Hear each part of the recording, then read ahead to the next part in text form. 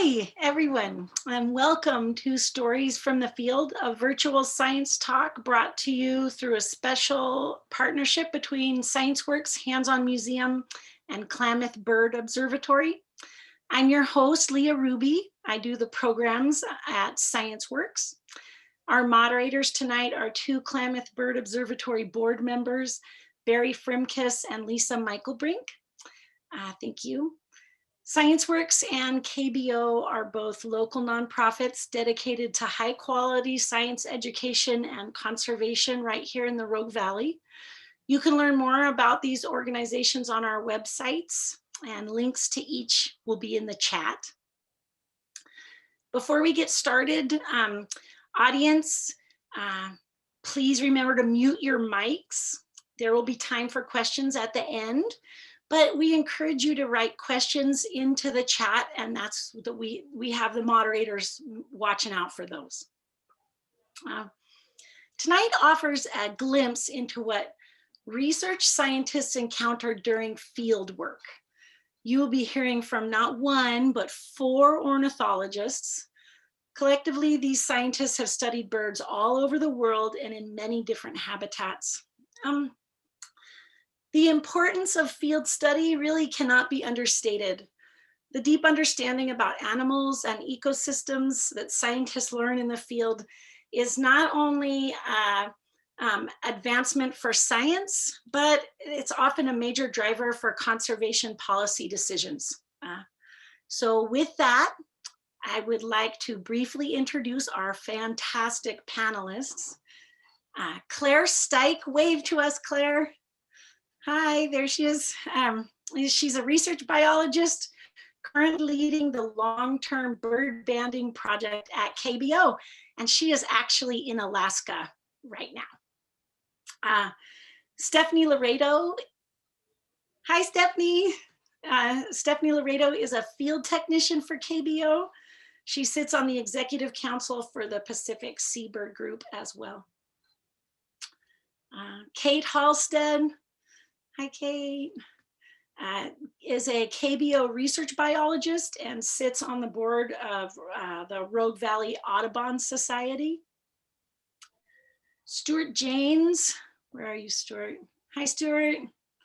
PhD, is an ornithologist and professor of biology emeritus at SOU.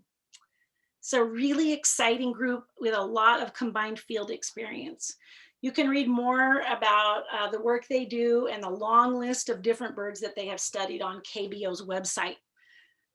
Welcome, panelists. We're glad to have you. And thank you very much for donating your time to be here tonight. Many of us in the audience, myself included, have romanticized the kinds of experiences scientists have while out collecting data in the field. And that's why we called you experts in for this talk tonight. We want to hear firsthand the lifestyle of a research ornithologist.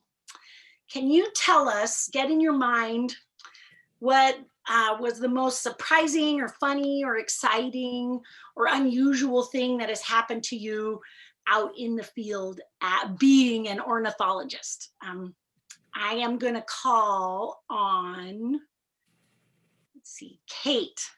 I'll call on Kate first. Thanks, Leah. Thanks for being here, everyone.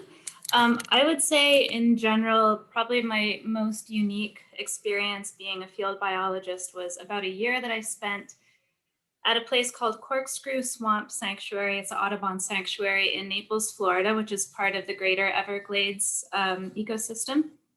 So it's just north of the Everglades. Really beautiful place. If you haven't been there, definitely put it on your bucket list. It is magical, great birding if you're into that. Claire says yes. So one thing that happened there that I really wasn't expecting was that I got extremely comfortable with working around alligators. Barry has a photo, if she's able to put it up on the screen, of an alligator that I photographed while there. This guy is just one of many alligators that I was constantly encountering while working there, shooing them off the road while we were trying to drive through the backcountry at the sanctuary, or kind of running away from them as they were defending a nest that we kind of encountered while in the field, or being in the water doing fish surveys and being the one assigned to poke them in the nose with a stick so they didn't get too close to the group collecting the fish. But bird related, one of definitely the coolest thing that's happened to me, I think, ever as a field biologist was doing wood stork surveys, aerial surveys for wood storks at Corkscrew. So wood storks are a large endangered bird species. They're 5 feet, 5-foot wingspan, about 3 feet tall, stocky, prehistoric looking bird. Barry has a photo of a nesting colony at Corkscrew. You can see some nests in the foreground there. So what we would do is get 3 of us in a tiny little plane, and we would fly up over this nesting colony that you see pictured here. And we would wait for one of the storks to fly up, and then the goal would be to follow them to wherever they decided to go for the day to forage for fish. And then while they were there, we wanted to get a GPS point on them and try to tell from the plane how many other storks were using the foraging pool, and just see if we can get any more data. The really exciting thing was actually how you follow a wood stork through the air once it has lit off from the colony. So we'd fly up over, wait for a stork to peel off, and then follow it with the plane, trying to keep our eyes on it. And then the stork would, in order to get some good air, to get a good vantage point of the Everglades system, would get in a thermal the way a vulture or raptors do, and then use the thermal to ride up and up and up in these circles to get as high as it could. And as it was doing that, the plane would also have to enter the thermal and match the movements of the stork so that we could keep an eye on it as it moved through the air. So the plane would get above the stork, and we would go into this tilt, like literally a perpendicular tilt to the ground. And then my job would be to look through the window. I'm sideways like this in the plane, look down through the window, which was the only thing between me and the ground, thousands of feet below, and keep my eye on the stork so we didn't lose it. Sorry if I'm making anyone feel nauseous right now. As we did these tight little circles in this thermal over and over and over again until the stork decided it was high enough and took out over the cypress swamps, at which point we would follow it to see where it landed. And wow, what an incredible thing to be in that kind of bird's perspective, to like be flying like a bird in this plane. The thing I'm most proud of was that before I went out to do this, I was told there is no way you are not going to vomit. So I was absolutely prepared for that. And I did it. And as far as I know, to that point, I was the first new person who'd ever done this survey who did not throw up. So I went and did it a few more times because it was a lot of fun. So I would say that absolutely takes the cake. Yeah, Claire, do you want to join us with your story? That sounds super awesome, Kate. That's a really cool story. And I'll echo that. Corkscrew is a fabulous place to visit, full of really special things, bird and non-bird. Just totally go if you can.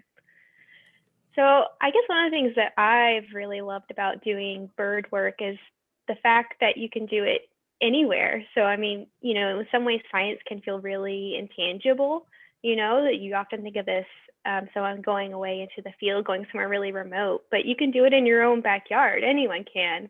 That's the kind of the magic of community science. eBird does a great job of that. I think we might all be familiar with eBird. You can look outside your door, your office, anywhere, make an observation. Anyone can, regardless of your skill level. And so one of my really special experiences that I had last winter was kind of one of happenstance, one of serendipity. It wasn't a planned project by any means. So you may have heard I'm coming from Fairbanks, Alaska. So for those of you that may not know, it's the very middle of Alaska. And during the winter, it gets really dark and really cold. Probably peak winter, we maybe have about 3 hours of daylight. And it can get as cold as 60 below. That's negative 60 Fahrenheit. So even something like checking your mail in peak winter could be dangerous. You can end up with frostbite. So things are challenging. And with that, the birds that stay are very few. Our Christmas bird count, you're like really doing an awesome job. Another great community science project, by the way, if you can get into the double digits in terms of species. I mean, that's bragging rights for sure. And anyways, it's midwinter. It's really cold. I'm doing some sort of errand outside, like dressed and really puffy like a marshmallow girl. And I hear this vocalization in my yard. And I go, oh, that's a brown creeper. And so for those of you that don't know, brown creepers are very common in Oregon, but they're a relatively new species in interior Alaska. So they've been documented more and more commonly, but pretty much only during the summer. So when I heard this one, I was really excited because it's very quiet and very cold. And here's this burst of bird life. And then all of a sudden I hear a second. I'm like, okay, well, that's really cool. Then a third, then a fourth, and then there are creepers everywhere. And so by this time I thought, okay, winter's been long. Maybe I'm going a little crazy. And here's a brown creeper. They're absolutely beautiful. They're this little small brown and white bird with speckles, with really long toes, but they're tiny. So they're one of our smallest songbirds. So if you have a frame of reference for how small they are, imagine if you're holding a nickel and a dime, so maybe 7 to 8 grams. You're holding a brown creeper. And they eat insects. So the fact that they're making a living in the middle of winter, and all of a sudden not just one is in my yard, but 6, it was just amazing. So I watched this interaction and I'm wondering what they're doing, where they're going, because usually you might have a solitary observation. And I turn back and look at my house. And so I think, Barry, there's a photo of a dark eve of my house for you to share. And I just watched this interaction of all the birds calling and vocalizing to each other. And they seem to be saying, look over here, look over here, look at this, come over here, come over there. No, I don't want to be there. And then I watch over the next several minutes as the birds, I'm anthropomorphizing, put themselves to sleep. So at the very top in that darkest little corner, the birds it was maybe -25 that night, put themselves to bed. They all huddled together in a little group and went to sleep.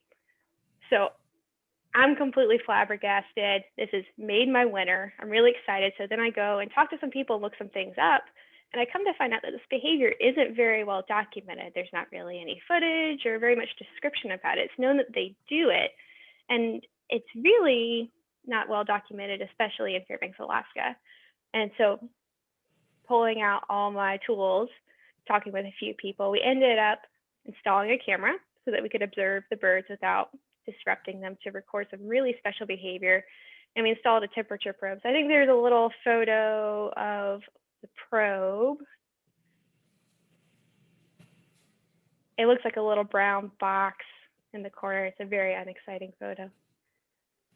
And so we were able to actually kind of monitor and kind of determine the thermal advantage, right? So the birds returned here day after day until spring came. So clearly there's an advantage for choosing a house potentially over another location. So that little silver dot there is a little probe. So we could actually determine when the birds were coming and going and the temperature that increased with the birds being there, and kind of detect some differences with the number of birds that were present while they're using the roost.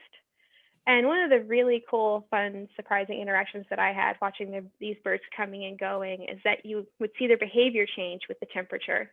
So the warmer it got, the less friendly they were. So when it started to warm up to above 20 degrees, they seemed to really care who was going to bed with them. And they would have little squabbles and kick somebody out and wouldn't allow them to stay with them. So I've now kind of compiled these observations and they'll come out in a little research note later this year. But just goes to show that amazing things can happen in your backyard when you least expect it.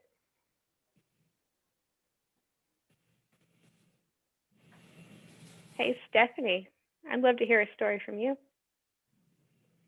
Hi, that's really cool, Claire. I feel like that's like what every ornithologist wants, to have some really cool observation, and then no one's seen that before, documented it, so that's really neat. One of my like dearest memories is of my time in Alaska as well. And this was in the Yukon, my screen. This was in the Yukon Delta. And I think I sent Barry a map of where this is, because I don't expect anybody to know where the Yukon Delta is. But this is a very remote place in Alaska. It is an wildlife refuge area, and it's actually the second largest in the country. And one of the cool things I liked it is that my whole experience there was just so different than anything I've ever had. So there is Yukon Delta in the red little dot. So it is like southwest Alaska. And it took an airplane to Anchorage, a float plane to Bethel, which you can see in the middle, and then a small airplane to Bethel, and then a float plane to Shivak, which is close to the water. And then we moved to our particular area that we were going to do our study by skiff boat. So that whole area is has a ton of different little meandering rivers, and it's all driven by the tidals. So it was really unique because you can't see the thousands of rivers that there are, but you have to be very careful about when you're going to go on these rivers to mobilize, because you don't want to get stuck there. And that's what happened to us. But this place, I want to just describe it a little bit more for people that don't know it.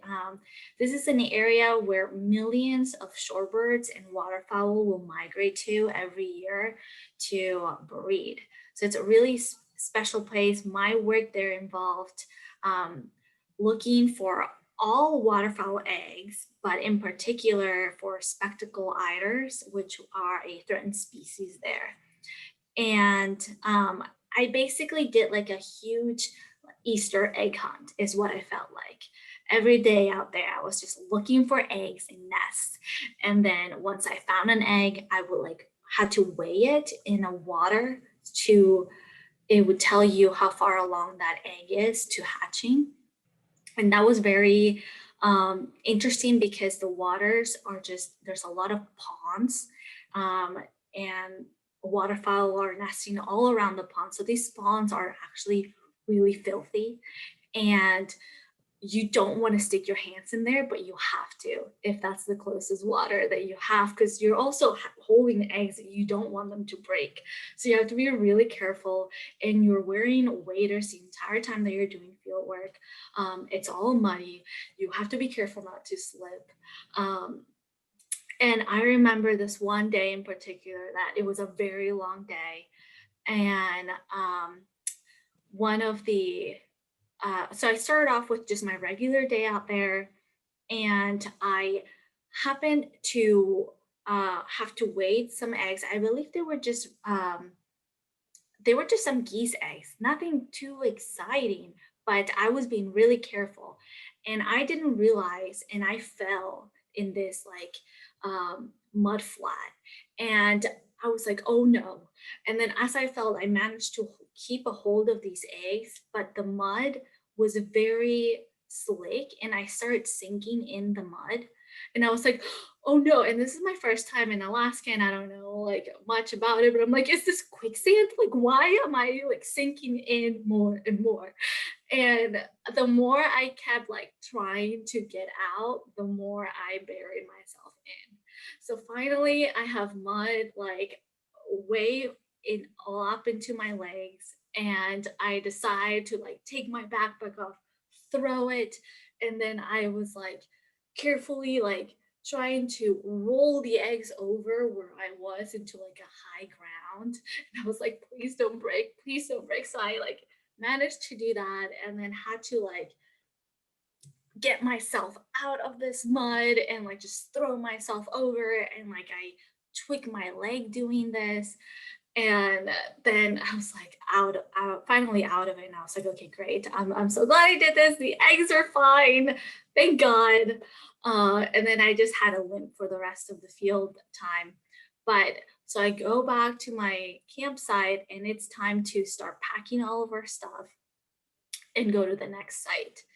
And when we did this, we had to also be keeping track of when there was going to be a high tide. We didn't know the tide schedule. I feel like we should have known, but for some reason we didn't know the tide schedule. So we had to sort of guess. One day it was like 4:30 p.m. We're like, it's high. Okay, the next day, 4:15, it was high tide. So we had to keep track of this. So on this particular day, we decided that we were ready to go out there. It was going to be, we were gonna start our trip on a rising tide, so that once we're in the river, you know, we have a lot of water under us and we can move through the rivers quickly. Well, we did that wrong, and it wasn't a rising tide, but it was a falling tide. And in that particular day, we had to make a big trip, which on the map, this place is really big, but we had to cross the mouth of the Bering Sea. And once we're in there at the mouth, we start noticing that there is like very little water. And eventually we're halfway through the mouth of the Bering Sea and we just get completely stuck. There's no more water. It's just a big island of mud. And we're like, oh my gosh, no, we did this wrong.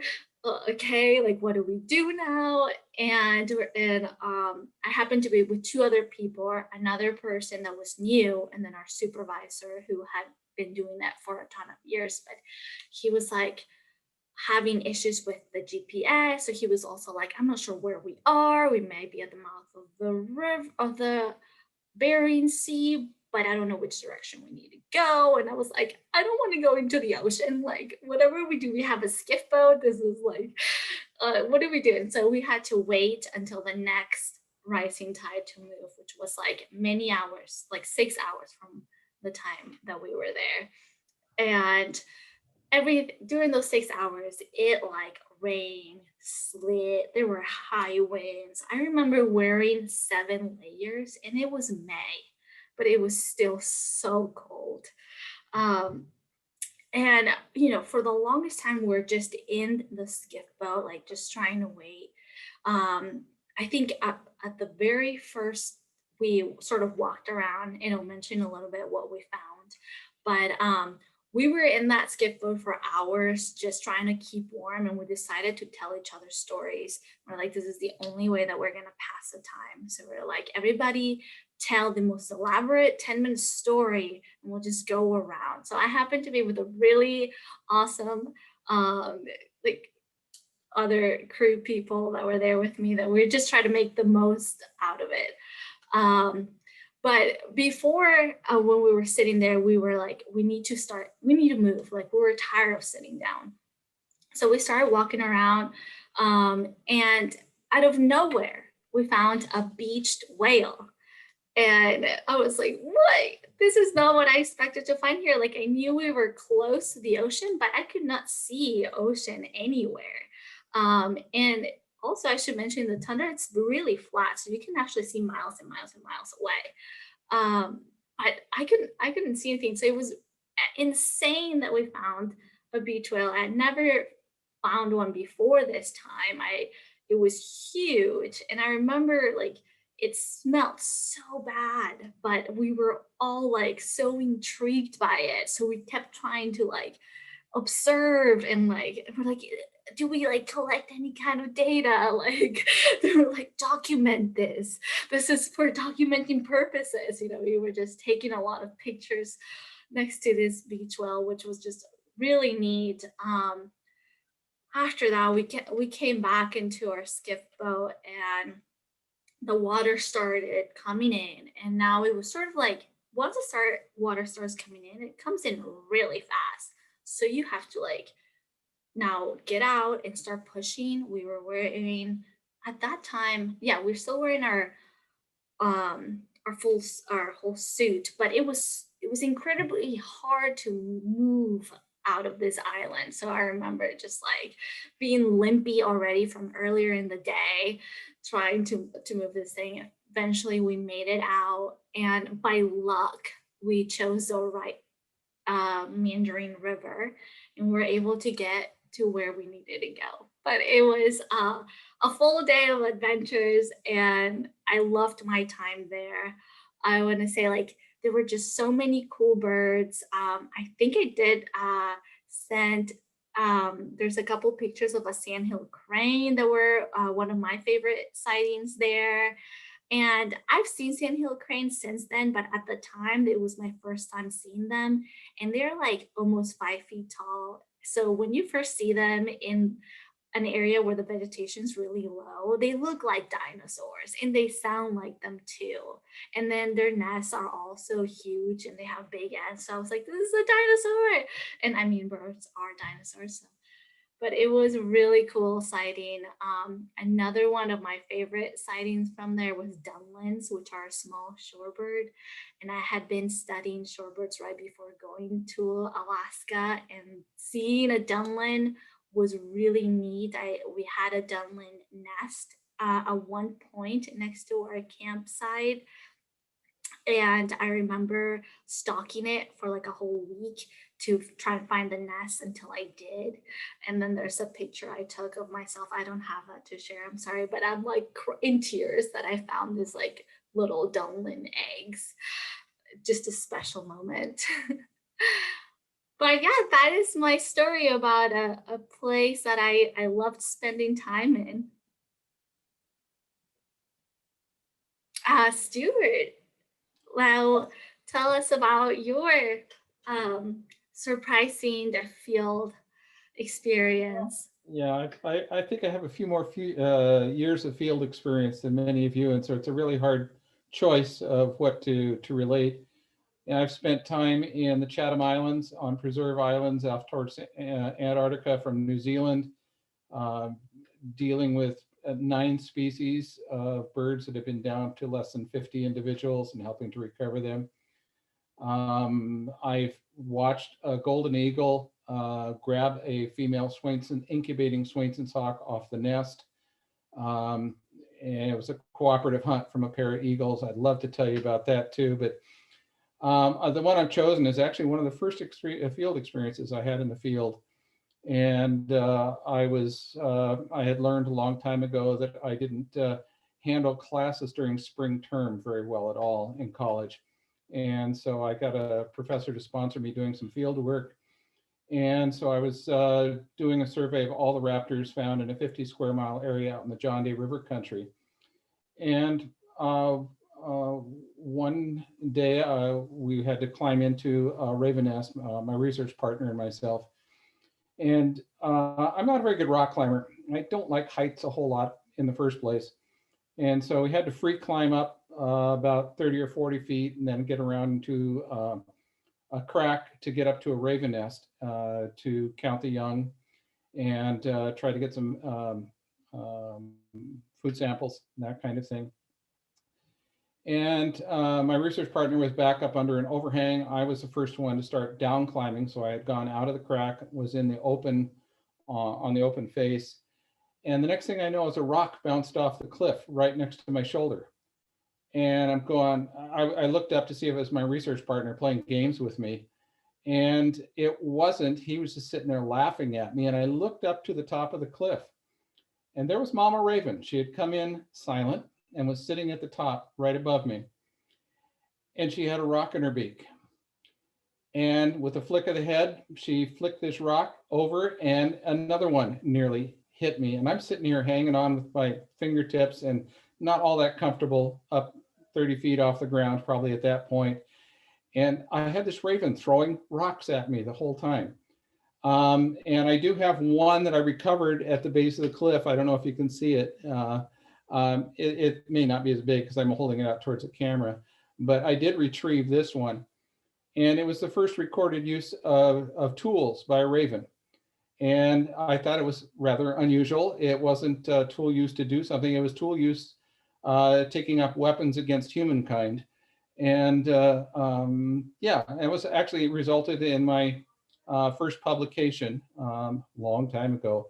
And it's still, I still see it cited periodically in the press, in scientific literature these days. But that was a pretty exciting time because I didn't know whether I was going to die or not. We did go back and try to photograph this behavior. And so the next time we went up with cameras and a friend who was a photographer, and I climbed up, and sure enough, Mama came in again silently. Apparently she was out of ammunition. She just threw gravel at me, not very impressive from a photography standpoint. And so, like idiots that we were, we then went up to the top of the cliff and we loaded the rim above the nest with a whole pile of just rocks lining up the rim of the cliff. And we then, I then climbed up again, hoping to get pictures of this. And Mom Raven at this point knew that it was all a scam. And she just said, heck with you guys, not going to cooperate with you, not going to throw any more rocks. So we never did get pictures of it. But for somebody who was still an undergraduate doing his first season of field work, it was a rather interesting way to get started. And I studied raptors for the next 15 years or so before responsibilities had me change to dealing with warbler song because I couldn't live out of the back of my pickup 5 months of that out of the year anymore. So anyway, that was my first experience and a lot of fun. So who do I toss it back to at this point? Well, I just wanted to toss out there, Stuart. That story is really cool. I've had similar experiences with ravens, only with knocking snow off of things like light posts and branches clearly onto people. They're pretty smart. They are. I've watched them flip over on their back and sled down snow hillsides. I'm firmly convinced they'll take over the world should humans flame out for some reason. They're ready, waiting in the wings for I their have moment no of doubt. glory. Yeah, I have a lot of respect for ravens. Me too. I was actually just trying to tag some ravens last season, and it was incredibly hard. They just picked up to all of our tricks that we had. They're like, Oh, yeah. we saw you from miles away trying to bury those things to trap us. Nope, we're not going there. That does not surprise me in the least.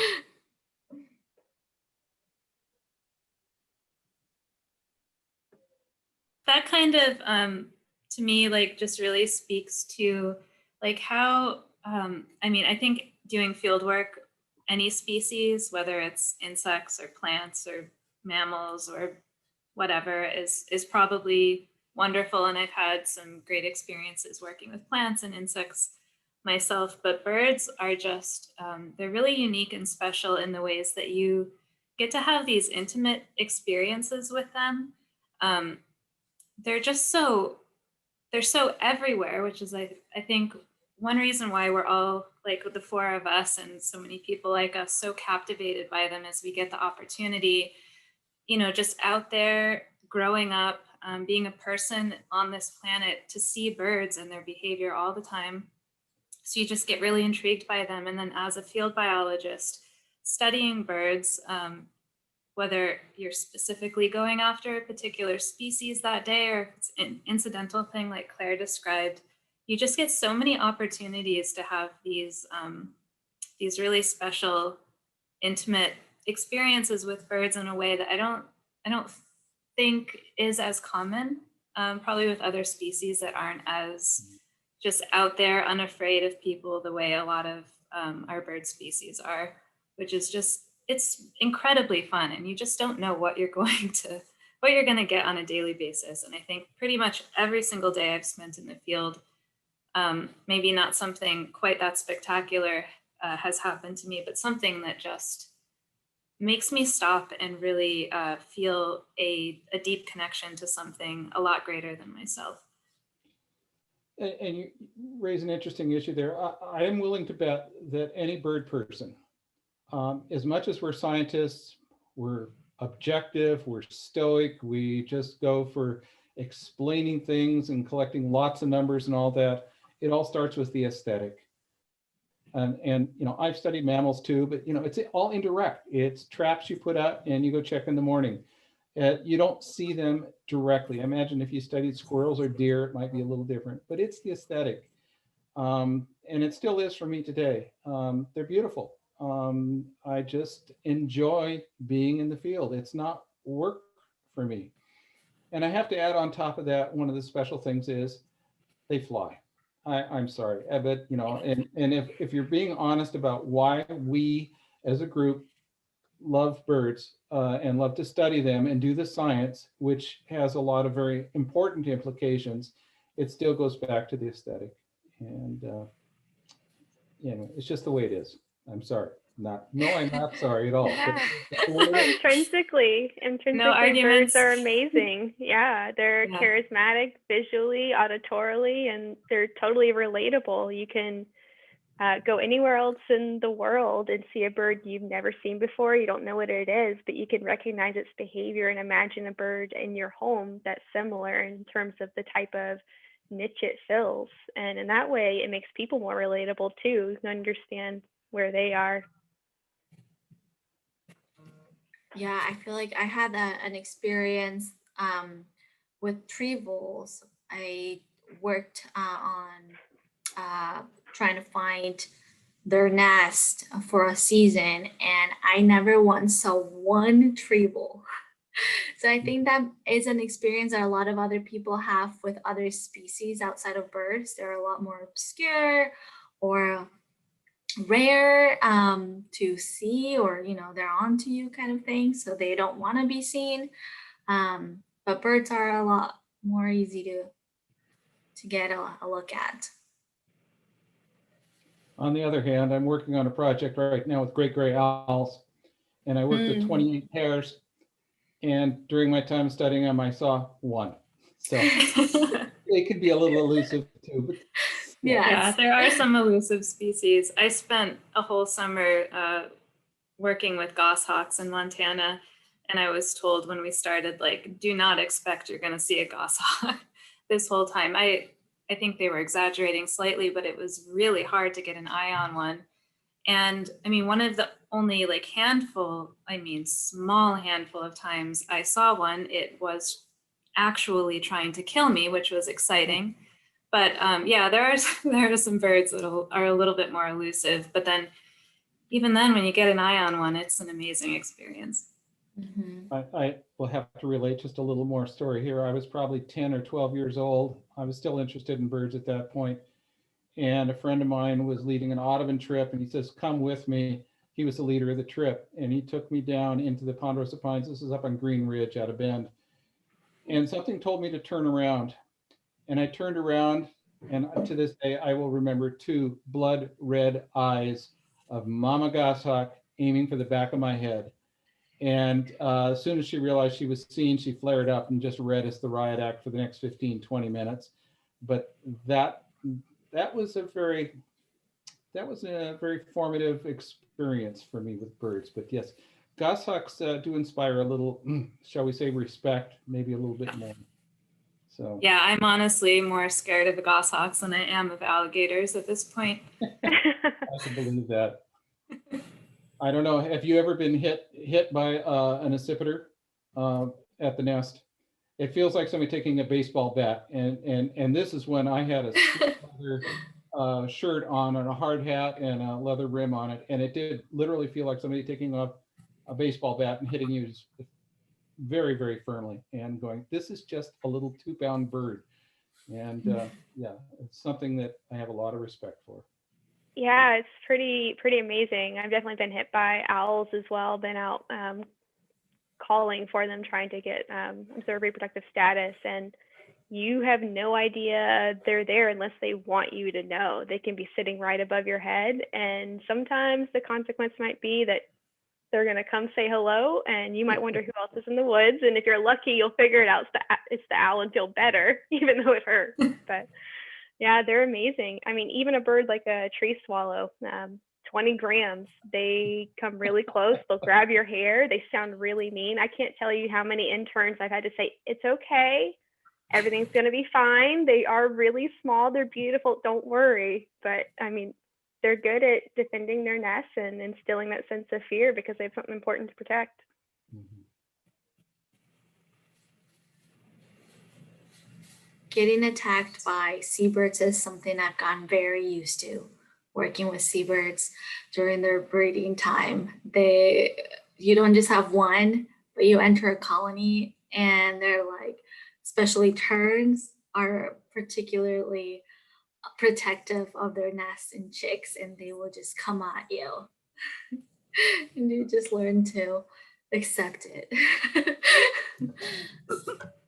This is all for anyone who thinks that that field work is all, you know, happy and sunshine all the time. You do get attacked occasionally. It's worth it though. And we really Yes. haven't mentioned how rustic we usually live as field biologists. Yeah. This isn't, you know, a resort on a beach in Acapulco. We usually have, yeah. I remember, I don't know how much raw men and peanut butter I've eaten in my time. I don't know how many times I've, you know, woken up stiff trying to crawl out of the back of my pickup to get ready for the next day. But it's all worth it, isn't it? It's Yeah, definitely- some reason we keep getting up at 3:30 in the morning and doing it again. You too. Yeah, I study warblers now. I got to get out in the woods and be on site at least a half an hour before they start singing. And I would offer my undergraduates to come out with me. And I always had one or two hardy souls. I think even Deborah made it out with me one day. And but it takes a special kind of person to want to get up and roll out of bed at dark 30 and make the drive out into the middle of God knows where to do your work. So you got to be a little deranged, I think, for this game.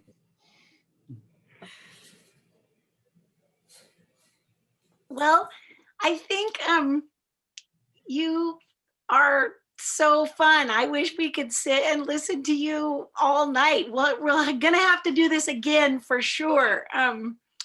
Right now, I think there are some questions from the audience, and I want to turn it over to our moderators to read the questions. I know I have a question that I'll put in the chat too. So yeah, let's turn it over to our moderators, Lisa and Barry. Yes, wonderful conversation. Thank you, everyone, for sharing all your experiences. So we have a question here. Aaron asks, what are the most memorable symbiotic relationships you have come across between birds and other members of their environment? I can think of a memorable experience that I don't know if it's technically symbiotic, but definitely between, you know, birds and other creatures, other organisms. This was again when I was in Montana. I was sitting in my truck filling out some field forms, like wrapping up my day. It was getting a little dim, and I looked up and saw in a tree a little ways away a Douglas squirrel, which are those like adorable little orangey squirrels that we have in the Pacific Northwest.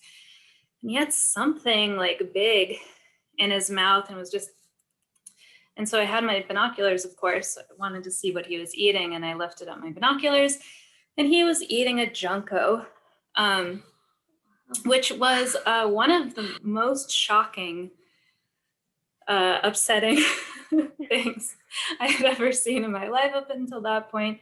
I think, I don't think I got over that for a while, but yeah, seeing a cute little squirrel eating a cute little bird was just something else. But it really just drives home, like, you know, at the end of the day, like these are all just little packets of protein flying around, and things are all eating each other all over the place. It was a good lesson. Well, while we're dissing squirrels here, I have watched Douglas squirrels also. I study hermit warblers now. It's one of the birds I spend a lot of time with. And I knew I had a nest in one tree, and I watched this squirrel, and I realized it was going up the tree, running out every single limb in the tree, out to the end and back. And it was like in a real hurry. But it became very obvious to me that it was very systematically searching that tree for baby birds to eat. And they are carnivores. I've seen them eating 2 or 3 different kinds of species. The one I think I remember the most is the squirrel actually sitting in the Cassin's vireo nest, chowing down on the kids, eating them like a little corn cob. And it took me a while to get over Douglas squirrels after that little experience. But they are carnivores. Well, they need their protein too, just as you said. little packets of protein. Okay, we have another question about the sounds that birds make. Someone wanting to know about the giant wood stork, what they sound like, the brown creeper, and the spectacled eider. Can you guys address Ooh. that? Well, the brown creeper is one of those birds. I think birders will mention that as you age, you lose because their sounds are so high pitched, but it's a very high pitched, like see, see, see, see, see, see. Oh It's no, very trees, musical. trees, beautiful trees. I'm sure There you've we heard go. that. Yes, great mnemonic. I just put a YouTube video from American Bird Conservancy in the chat, which promises to have wood stork sounds, though I don't know the veracity of that. I'm spacing the name. Oh, Xenocanto. There's a wonderful website called Xenocanto. I'll try to bring it up and pop it in the chat. But if you want to get really in depth into bird sounds, that is the place to go. People can record all kinds of sounds and upload it. And personally, I've used it quite a lot when I'm studying up for a field season. And usually my field seasons tend to involve having to learn absolutely as many different calls and songs of every bird species I might run into. So like sometimes several hundred bird species in a season. And Xenocanto is a really wonderful resource to look up what birds sound like in your particular area, because they will have some regional dialects sometimes. And yeah, I think it would technically be considered community science in the sense that I think anybody, maybe Stuart, you've used this being a warbler recorder, but I think anyone can make a good quality recording and upload it. I haven't personally done that. Claire says yes. Yeah, it's very simpler. Modern technology just makes it really easy. And if you get really into it, you can buy a directional microphone that attaches to your smartphone for $30.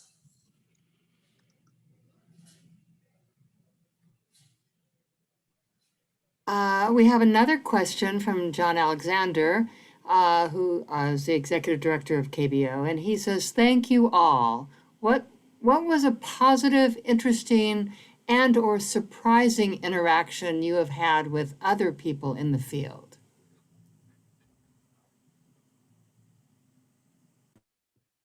I've had lots of positive interactions with people, especially in places that are remote and that I normally wouldn't have been able to go or thought to go by myself. But I learned so much about the culture of places and connect with people in, the knowledge that they have of that place. And a lot of time, people, they're not biologists or work in any type of conservation, but they feel very strongly about protecting the wildlife and the plants communities that live there. And like just some examples in Alaska and the Yukon Delta, people that have lived in those areas and make use of that land for thousands of years. It was really neat to learn about how they utilize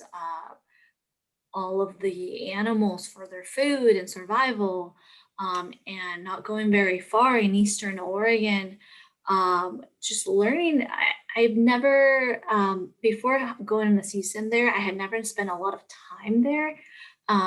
And there's always like, I don't know, a lot of, different perspectives that people can give you until you're there. And people were just so nice and open. And I mean, it was just welcoming. I remember being in a campground in Eastern Oregon, and I don't remember, I think it was like Memorial Day or some kind of holiday, and people were like, "Hey, like, do you and your other like field crew members want to like join us in our barbecue?" Like that we're having just like next door, which was like the other few campgrounds like nearby, but there's like nobody else out there. So people, there's always like a great sense of community when you're out there. And yeah, I love that aspect of field work. Yeah, I can totally relate to being welcomed into a community. We're oftentimes traveling potentially to somewhere new and you're in someone else's home, which is very special. And, you know, doing some similar work to Stephanie, also surveying for spectacles and stellars, eiders, only in a different place in Ukqiavik, Alaska, formerly known as Barrow, kind of the farthest north city in the US. During the time that I was there, they had a celebration. Every year they are able to take a bowhead whale for the community, and they have a celebration surrounding this subsistence, this gathering of food, and they welcome everybody. I mean, it's some practice they've been doing for a very long time, and they welcome you into the celebration. And there are things like a blanket toss, which traditionally they would sew seal skins together and use it kind of like a trampoline and throw people many feet in the air, and they offered to let me do it. And I only complied to do the children's blanket toss because that was only a couple feet, but there were people going 20 feet in the air. And I was just a part of the whole community and felt a part of this bigger thing outside of the work that I was doing, which was really special. I can add a different kind of interaction with the public. One of my research tools is a big parabolic dish for recording with a recorder at my hip.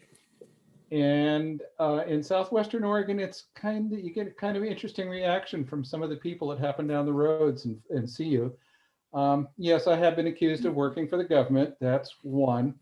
But the other is they come up and the person will come up, drive up in their pickup and stop and say, "How's hunting?" And it took me the first time, it took me a while, but they think I'm running dogs after either bear or mountain lions, and that I'm using my dish to track my dogs through the forest. And it's led to some really interesting conversations. And you know, I think they're a little odd, and they certainly think I'm a lot odd, but it leads to conversations that never would happen otherwise.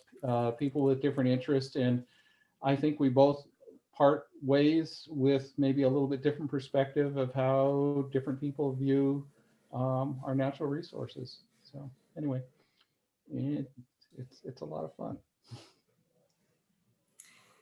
Yeah, I think this ties into a question that Deborah just popped into the chat too, but a lot of my work has been pretty solitary doing bird work, but I have often worked as a member of or leader of a crew, and it often involves, you know, doing a lot of one-on-one work with another person, getting them trained up, or just, you know, being a field partner with someone. And in those seasons that I've gotten to do that, it's just you just get a special connection with someone that you're working with like that day after day, that's out there for really similar reasons. And I've just had some really wonderful relationships that have blossomed out of that, or even relationships that haven't, you know, continued, but that I really enjoyed the time that I spent with these people in the field, hiking with them day after day after day, sharing our observations about birds, and just, you know, getting to know someone that is from a different place, probably different age,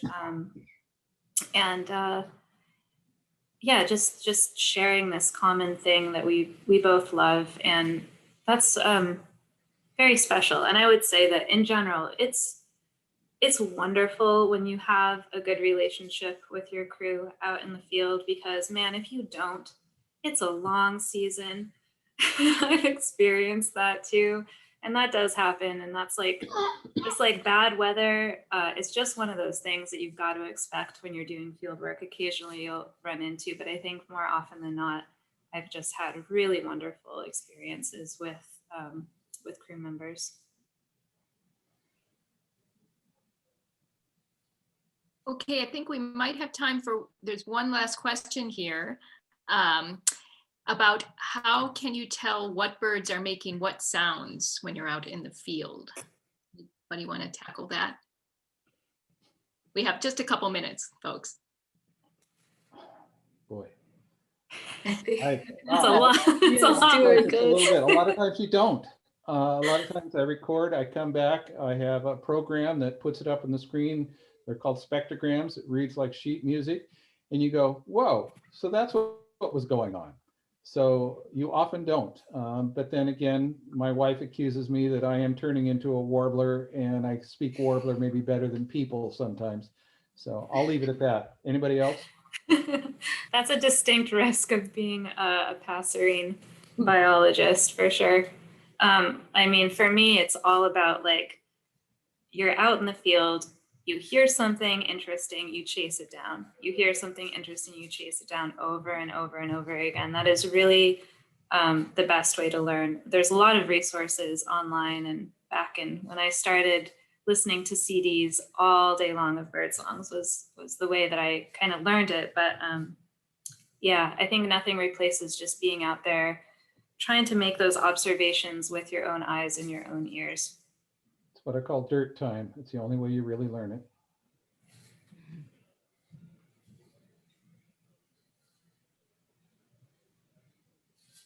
Almost. Okay, we've got a few seconds left on our meeting. Thank you so much. It was so much fun. I want to be an ornithologist now. You brought up some points that I didn't realize, like that you get to see the animal you're studying. That's a really good point. Yeah. And thank you to all our attendees for coming to our stories from the field. We want to have more of these. We think field work is real. We're kind of big fans. So thank you again, panelists, and thank you, audience. If you enjoyed this free educational event, please consider donating to KBO and ScienceWorks. Your support helps us provide important educational events to our community and beyond. Please check the chat for the links where you can subscribe. KBO's newsletter is really good. I love it. So I highly recommend getting that newsletter. ScienceWorks' newsletter is really good too. I write part of it. Look out for a follow-up email where we'll be asking for your feedback. And if you have any more questions for the panelists, I bet that I could talk them into answering them for you. So just contact us. And we would love to hear about future science talks and topics for talks and other things you're interested in. So please connect with us through our social media and our websites. And thank you again for attending our first Stories from the Field. We hope to see you again soon. Thank you for having us. Yeah, Bye. thank you. Thanks, everyone. Thank you all. Thanks.